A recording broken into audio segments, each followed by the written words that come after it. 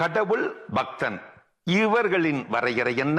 இப்படி கேட்ட ஒருவருக்கு ஞானி தந்த வரையறை அது. கடவுளே எனக்கு இதை கொடு என்று மனிதன் கேட்டும் கொடுக்காதவர் கடவுள் இல்லை. இவ்வளவு கொடுத்திருந்தும் இன்னும் எனக்கு கடவுளே இதை கொடு அதை கொடு என்று கெஞ்சி நிற்பவர் பக்தனும் இல்லை. என்ன ஞானி தந்த வரையறை சரிதானா? நல்லா இருக்குல்ல? திரும்ப கேட்டுக்கங்க. கடவுள், பக்தன் இவர்களுடைய வரையறை என்ன? இப்படி கேட்ட ஒருவருக்கு ஞானி தந்த வரையறை இது. கடவுளே எனக்கு இதை கொடு என்று மனிதன் கேட்டும் கொடுக்காதவர் கடவுள் இல்லை. இவ்வளவு கொடுத்திருந்தும் இன்னும் எனக்கு இதை கொடு அதை கொடு என்று கேட்டு கெஞ்சி நிற்பவர் பக்தனும் இல்லை. ஆக கொடுக்கும் கடவுள் நல்ல கடவுள், கொடுக்காத கடவுள் என்ன நொல்லை கடவுளா?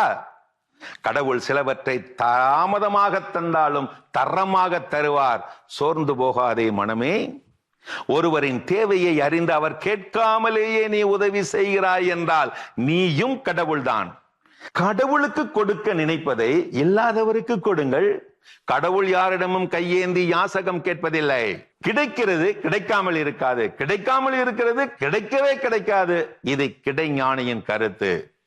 ஆம், கடவுள் கொடுப்பதை எவராலும் தடுக்க முடியாது, கடவுள் தடுப்பதை எவராலும் கொடுக்கவும் முடியாது. அருமையான கதைகள் 1000 பகுதி